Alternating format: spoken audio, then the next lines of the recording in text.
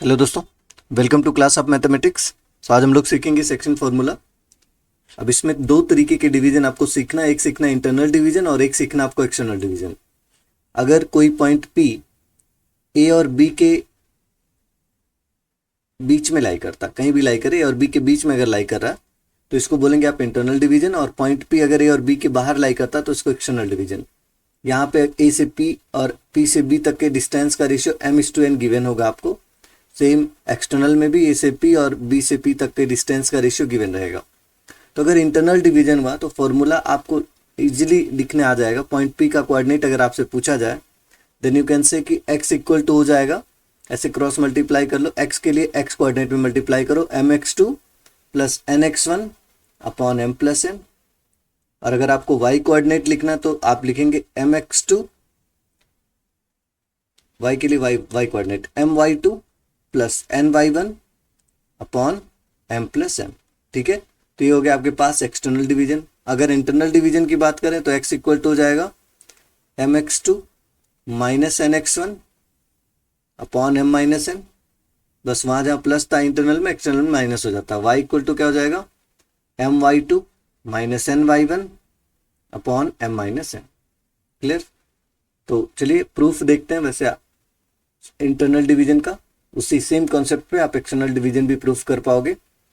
तो यहाँ पर देखो, आपके पास एक एक्स एक्सिस है, एक वाई एक्सिस है, और मैंने इस कार्टेशियन प्लेन में इन पॉइंट्स को रिप्रेजेंट कर दिया ए बी पी, और ए से पी तक के डिस्टेंस का रेशियो m और पी से बी तक के डिस्टेंस का रेशियो n है। ओके, अब देखते हैं क्या कर सकते हैं हम लोग। यहाँ पर आप एक बात ये समझ रहे होंगे कि पॉइंट ए तक ओरिजिन से अगर मैं एक्स एक्सिस पे डिस्टेंस देखूं तो x1 होगा, और अगर y एक्सिस पर डिस्टेंस देखूं पॉइंट ए के सामने सामने कितना होगा, देन यू कैन से y1। क्लियर? अगर मैं पॉइंट p तक की बात करूं तो पॉइंट p तक का ओरिजिन से x एक्सिस पर डिस्टेंस होगा x, और y एक्सिस पर अगर आप ध्यान दो, पॉइंट p तक का y एक्सिस पे जो डिस्टेंस होगा दैट विल बी y। ठीक है, और अगर मैं आपसे बोलूं पॉइंट बी तक का एक्स एक्सिस पर डिस्टेंस क्या होगा, so you can say point B तक का एक्स एक्सिस पे डिस्टेंस होगा x2, क्योंकि x कोऑर्डिनेट x2 है, और y एक्सिस पर कितना होगा, y कोऑर्डिनेट y2 है, तो ये डिस्टेंस हो जाएगा y2। क्लियर? अब चलो हम लोग डिस्टेंस एक बार पता करते हैं। अगर मैं यहाँ पर आपसे बोलूं कि ये पूरा डिस्टेंस ये वाला x1 है और ये पूरा डिस्टेंस x है, तो बचा हुआ पूरे में से अगर x1 माइनस कर देंगे तो ये रह जाएगा x माइनस x1। और अगर ये x माइनस x1 है तो इसी के सामने ये वाला भी लाइन कितना डिस्टेंस रिप्रेजेंट करेगा, x minus x1। Clear? Similarly अगर ये पूरा डिस्टेंस आप देखो x2 है, ओके, और ये डिस्टेंस x है ये वाला, अगर आप x2 से x माइनस करोगे तो ये वाला डिस्टेंस रह जाएगा x2 माइनस x। क्लियर? और अगर ये डिस्टेंस x2 माइनस x रह गया तो इसके जस्ट सामने इधर भी x2 माइनस x रह जाएगा। क्लियर? y वाले कोऑर्डिनेट पे चलते हैं। आप देख सकते हैं ये पूरा डिस्टेंस है y और ये वाला डिस्टेंस है y1, तो बचा हुआ ये डिस्टेंस कितना हो जाएगा y माइनस y1। तो इसके जस्ट ऑपोजिट में यहाँ भी रह जाएगा y माइनस y1। और अगर ये पूरा डिस्टेंस है y2 और ये डिस्टेंस है y, तो बचा हुआ डिस्टेंस होगा y2 माइनस y, और इसके जस्ट ऑपोजिट ये डिस्टेंस, ये भी हो जाएगा y2 माइनस y। क्लियर? अब आपके पास दो ट्रायंगल बनते हुए दिख रहे हैं। मैं नाम लिख देता हूँ यहाँ पर नाम लिख दिया, मान लो m और इधर n। तो दो ट्रायंगल देखो, इन ट्रायंगल AMP मतलब ये वाला ट्रायंगल आप देख पा रहे होंगे, ट्रायंगल AMP मतलब इधर AMP ये वाला। और दूसरा ट्रायंगल अगर आप ध्यान दो तो दूसरा ट्रायंगल आप देख सकते हो, ट्रायंगल BPM या ट्रायंगल PBM, जो भी देख लो, ये वाला ट्रायंगल ये। ठीक है, तो दो ट्रायंगल दिख गए, एक AMP हो गया बच्चों और दूसरा ट्रायंगल हो गया BNP। ओके, इन दोनों को देखते हैं सिमिलर हो सकता है क्या। तो आप ये कह सकते हैं कि सर देखो ये लाइन और ये लाइन दोनों एक्स एक्सिस के पैरेलल है, तो अगर ये वाला एंगल थीटा है तो ये वाला भी एंगल थीटा होगा। मतलब मैं ये कह सकता हूँ कि एंगल एम का वैल्यू एंगल पी के इक्वल होगा, और ये दोनों कैसे एंगल हो जाएंगे, corresponding angle. Corresponding angle, lines and angles आप लोग पढ़ रखे हो, इसको हम बोल सकते हैं कैसा एंगल है, कोरिस्पॉन्डिंग एंगल। ठीक है, और ये देखो ये 90 डिग्री, क्योंकि एक्स एक्सिस वाई एक्सिस के पैरेलल लाइन एक दूसरे के परपेंडिकुलर होंगी, तो एंगल एम इक्वल टू हो जाएगा एंगल एन, यहाँ पे ए और पी था, ए की वैल्यू पी के इक्वल, एंगल एम एन के इक्वल है, ये दोनों 90 डिग्री के हैं। ठीक है, दो साइड्स इक्वल हो गए, तो बाई एंगल एंगल क्राइटेरिया ए से आप ये कह सकते हैं बच्चों कि ट्रायंगल ए और ए के कोरिस्पॉन्डिंग दूसरे वाले ट्रायंगल में पी है तो पी, और पहले वाले में एम के कोरिस्पॉन्डिंग दूसरे में एन है, तो ए एम पी इधर हो गया, दूसरे में पी एन बी हो गया। ये दोनों ट्रायंगल हो जाएंगे बच्चों सिमिलर। अगर ये दोनों सिमिलर हो गए तो कोरिस्पॉन्डिंग साइड्स का रेशियो सेम होगा, मतलब ए एम अपॉन में P N, A M upon P N equal to M P upon N B equal to M P upon N B equal to A P, और इसमें P B, A P upon P B. ये सभी sides का ratio आपने लिख लिया, इस तरीके से इक्वल है। चलो वैल्यू पुट कर देते हैं साइड्स का।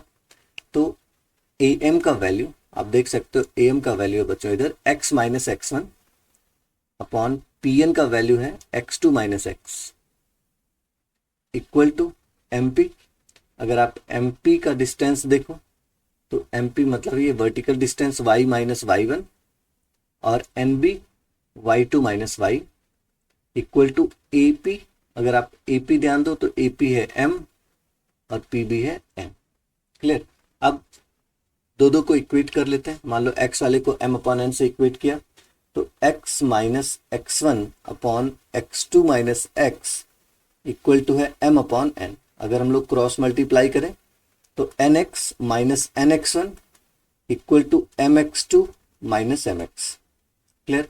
तो m और n को एक साइड ले आओ, m को इधर ले आते हैं, तो nx plus m x equal to m x two plus n x one, transpose कर दिया। तो x कॉमन ले लो, क्या बचेगा, m plus n equal to m x two plus n x one, m x two plus n x one upon, अच्छा एक, अब यहाँ से x की वैल्यू अगर निकालें तो क्या आ जाएगा, m x two plus n x one upon m plus n. ये मैंने फॉर्मूला बताया था और इसको हम लोगों ने प्रूफ भी कर लिया सेम टाइप से, सेम टाइप पे बच्चों। अगर आप y को m अपॉन एन के इक्वल रखोगे तो मैं लिख देता हूँ यहाँ पे, सिमिलरली आप y की वैल्यू पता कर सकते हैं m y two plus n y one upon m plus n. तो ये प्रूफ था बच्चों सेक्शन फॉर्मूला में इंटरनल डिवीजन का, आप सिमिलरिटी से इजीली प्रूफ कर सकते हो। ओके, चलो एक दो क्वेश्चन देख लेते हैं इस पर बेस्ड। मैं उम्मीद करता हूँ समझ आ गया होगा आप लोगों को। इंटरनल डिवीजन में कुछ नहीं करना, दो ट्राइंगल बनाने, सिमिलरिटी से इक्वेट कर देना है, आंसर आ जाएगा। ओके, क्वेश्चन देखो, ये पहला क्वेश्चन क्या कह रहा है, find the coordinates of the point which divides join of -1,7 and 4,-3 in the ratio 2:3। आपके पास कोई लाइन है मान लो, ठीक है ना, इसमें दो पॉइंट के कोऑर्डिनेट आपको गिवन है। पॉइंट ए का कोऑर्डिनेट है -1,7 और पॉइंट बी का कोऑर्डिनेट गिवन है आपको 4,-3। क्लियर। और इस पे कोई पॉइंट पी है मान लो, जो 2:3 के रेशियो में इस लाइन को डिवाइड कर रहा है। यहाँ पर मान लेते हैं हम पॉइंट पी है, इसका कोऑर्डिनेट आपको पता करना, मान लो एक्स वाई है, और ये डिवाइड कर रहा है ए से पी तक के डिस्टेंस को 2 और पी से बी तक का डिस्टेंस कितना 3 के रेशियो में। तो अगर आपको एक्स कोऑर्डिनेट पता करना, मैंने क्या सिखाया, ऐसे क्रॉस मल्टीप्लाई कर लो ऐसे, तो एक्स इक्वल टू हो जाएगा 2 इंटू एक्स कोऑर्डिनेट में 4 प्लस 3 इंटू एक्स कोऑर्डिनेट है -1 upon 2 plus 3। It means x equal to हो जाएगा 8, 2 4 जा 8 plus minus -3 upon 2 plus 3 5। So x equal to 8 minus 3 5 upon 5, x आ गया आपके पास 1। सिमिलरली y के लिए y कोऑर्डिनेट में 2 इंटू वाई कोऑर्डिनेट है -3 plus 3 into y coordinate 7 upon 2 plus 3, तो ये हो गया -6 प्लस 21 अपॉन 5। तो 21 से अगर हम 6 माइनस करेंगे आएगा 15 अपॉन 5, और 15 में अगर हम 5 से डिवाइड करेंगे तो y का वैल्यू आ जाएगा 3। मतलब पॉइंट P का कोऑर्डिनेट इस तरीके से आप बता सकते हो, क्या हो जाएगा 1,3। ये आंसर है। क्लियर, एकदम आसान था। एक और क्वेश्चन देखते हैं। Find the coordinates of the point of trisection of the line segment joining 4, -1 and -2, 3। Point of trisection पूछ रहा है। ट्राइसेक्शन मतलब 3 इक्वल पार्ट करने हैं। ट्राइसेक्शन मतलब बच्चों 3 इक्वल पार्ट। मान लो ये पॉइंट ए है और ये वाला पॉइंट बी एंड में, और इन दोनों का तो कोऑर्डिनेट गिवन है आपको 4, -1, 4, -1, और पॉइंट बी का कोऑर्डिनेट है -2, -3। ट्राइसेक्शन करना तो 3 पॉइंट बना लेते हैं, एक पॉइंट इधर बना लेते हैं, एक पॉइंट इधर। इसका कोऑर्डिनेट है पी, मतलब इस पॉइंट को पी मान लिया, इसको क्यू मान लिया। इन दोनों का कोऑर्डिनेट बताना है। ट्राइसेक्शन मतलब ए से पी तक का डिस्टेंस अगर 1 है तो पी से क्यू भी 1 है और क्यू से बी भी 1 है। 3 इक्वल पार्ट बन गए बच्चों। ट्राइसेक्शन ध्यान रखना, 3 इक्वल पार्ट। अब आपको इसी ट्राइसेक्शन के कोऑर्डिनेट्स बताना, मतलब पी और क्यू के कोऑर्डिनेट बताना। ओके, तो मान लेते हैं पी का कोऑर्डिनेट है ए बी और क्यू का कोऑर्डिनेट है सी डी। ओके, अब आप क्या करो, पी का कोऑर्डिनेट पता करने के लिए ए पी और बी रखो केवल। इसका एफ बी डी बना लेते हैं अलग से बच्चों। हम यहाँ पे पॉइंट ए रख लेते हैं, यहाँ पर पॉइंट बी। ई का कोऑर्डिनेट है 4, -1 और पॉइंट बी का कोऑर्डिनेट है -2, -3 और इधर कोई पॉइंट पी है, इसका कोऑर्डिनेट है ए, बी। तो अगर आप ध्यान दो तो ए से पी तक कितना डिस्टेंस है 1 और पी से बी तक 1 + 1, 1 + 1, पी से बी तक देखेंगे आप तो 2 है। अब आप यहाँ पे लगा लो सेक्शन फॉर्मूला। अगर आप सेक्शन फॉर्मूला अप्लाई करते हो then you can get A equal to, A मतलब एक्स कोऑर्डिनेट, इस तरीके से क्रॉस कर दो। 1 × एक्स कोऑर्डिनेट में मल्टीप्लाई करो, -2 + 2 × 4 अपॉन 1 + 2।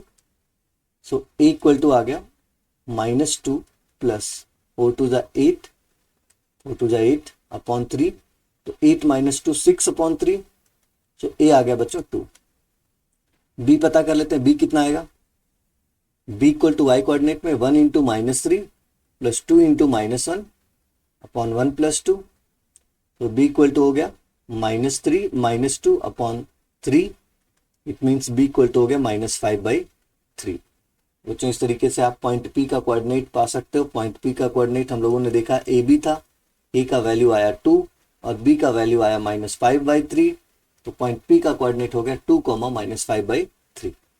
चलो अब हम लोग पता करेंगे पॉइंट क्यू का कोऑर्डिनेट। लाइन बना लेते हैं एक बार फिर से। यहाँ पर पॉइंट ए, इसका कोऑर्डिनेट है 4, -1।